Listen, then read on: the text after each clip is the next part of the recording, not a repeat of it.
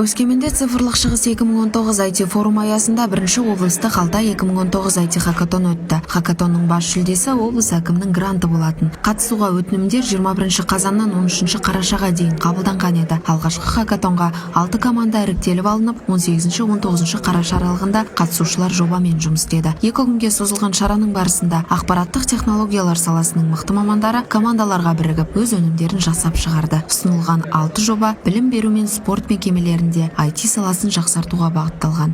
Бүгінгі форум цифрландыру саласында қойып отырған міндеттерді шешуге септігін тигізіп, IT технологиялар саласында тәжірибемен алмасу, ынтымақтастық шекараны кеңейту және өңіраралық байланыстарды нығайтуға жол ашады деп сенемін. Форум барысында хакатонның жеңімпаздары анықталды. Әділ қазылар алқасының қорытындысымен Coding Skills командасының жобасы үздік деп танылып, 2 миллион теңгенің сертификатын иеленді. Облыс әкімінің грантын жеңіп алған жобада спорттық мектептер мен университеттерге арналған оқу білім беру порталын құру көзделген екен. Оның нәтижелерін алдағы уақытта көре жатармыз. Сондай-ақ форумда оқушылар арасында қазан айында өткен стартап жобалардың жеңімпаздары да марапатталды. Облыс әкімі Даниал Ахметовтың шешімі бойынша жоба құрған қатысушылардың барлығына гранттар үлестірілді.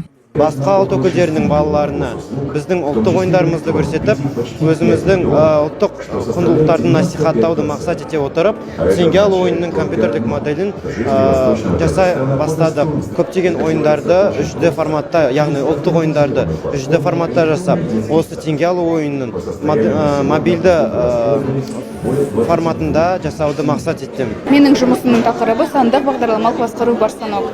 Зерттеудің мақсаты экономикалық мәселелерді шешудің бірден бір жолы қолдан жасалған арнайы машиналарды, яғни осындай станоктарды өндірісте пайдалануды ұсыну. Осындай станоктар негізінен жеңіл өнеркәсіпте көптеп қолданылады. Мен осындай станоктерді ары қарай дамытсам, осындай құрылғыларды өндіріске жіберуші едім.